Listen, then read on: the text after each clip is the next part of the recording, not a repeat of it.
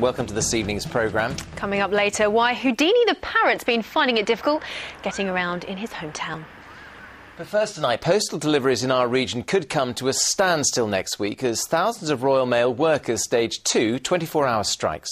The Communication Workers Union announced the national walkout this afternoon after talks with management over pay and modernisation failed to find a solution. Well, for many of Royal Mail's customers, the strikes will bring frustration and anger, although some businesses in our region do look set to profit. We can now join Neil Bradford from Northampton.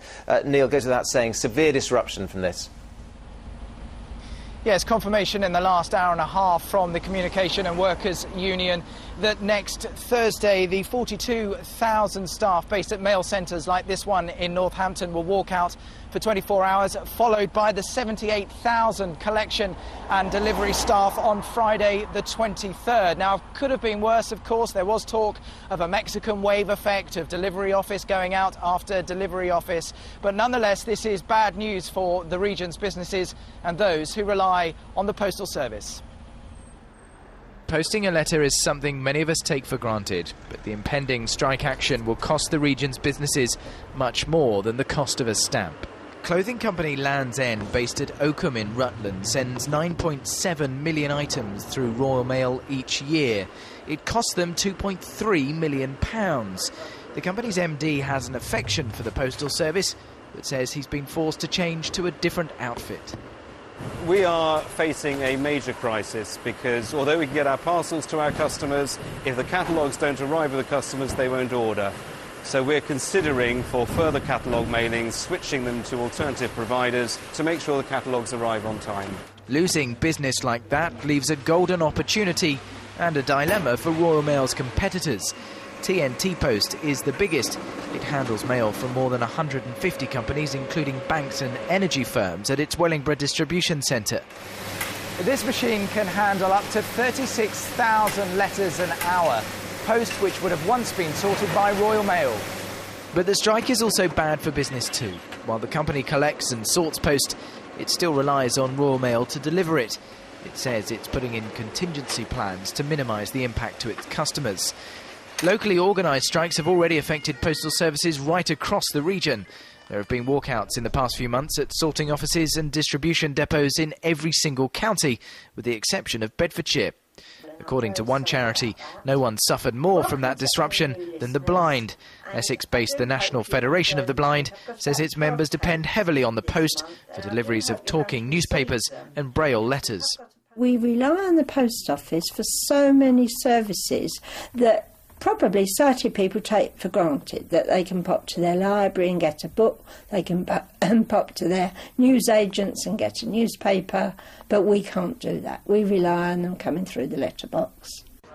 With national strikes confirmed for next Thursday and Friday, the only hope of averting more disruption is a breakthrough in negotiations.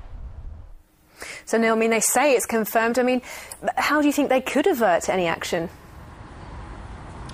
Well, at this stage, it seems increasingly unlikely. This is a dispute that goes back 2 years over modernisation plans, including savings and job cuts. Now, the CWU say they've come up with a 3-year pay deal. That, they say, is still on the table. They're open for more discussions with Royal Mail, but they say the company has not even looked at that pay deal properly. Now, the Royal Mail say that if they accepted the CWU's demands, that would be financial suicide. So with language like that from both sides, it's very difficult to see how there can be any resolution to this dispute any day soon. Neil, for now, thank you very much. Next tonight, a mother from Essex is campaigning for a change in the law after police told her they were powerless to act against a dog that attacked her daughter. Georgia Spencer, who's 7 and lives in Clacton, suffered serious injuries to her eye and head. But the police say they can't take action because the attack happened in a private house. Lorna Ramsey has this report.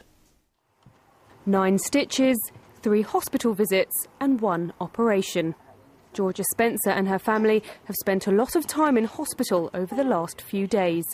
She's lucky to have kept her sight after a dog attacked her at a friend's house in Clacton.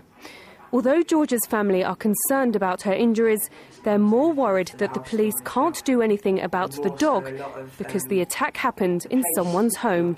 It's out of their hands because it was in someone's house. I don't agree with if it's happened public, in someone's house. dangerous dog, so therefore it should be put down to prevent it happening again to another child or adult or anyone else. That's what I'd like to see done, basically.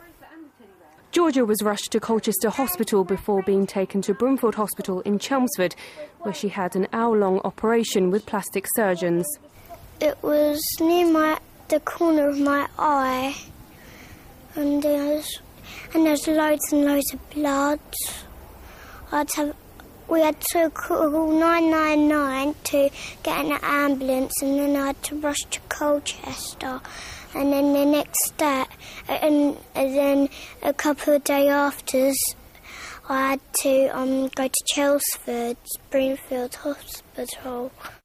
Georgia was attacked by a Sharpie cross, similar to the breed shown here. In a statement, Essex Police said the Sharpie cross dog in question is not an illegal breed, and combined with the fact the incident occurred within a private dwelling, this does not constitute a criminal offence. We would advise parents to ensure they supervise any contact children have with dogs to mitigate as far as possible anything like this happening. I've tried to contact the dog's owners, but I haven't been able to reach them. But they told a local newspaper that they're trying to get the dog rehomed, and if they can't do that, then they're considering having it put down. But that's not much comfort to Georgia's family. They're compiling a petition to get the law changed, so the same rules apply if the attack happens inside or outside the home. Lorna Ramsey, Anglia News, Clacton. Oh, I hope she feels better soon.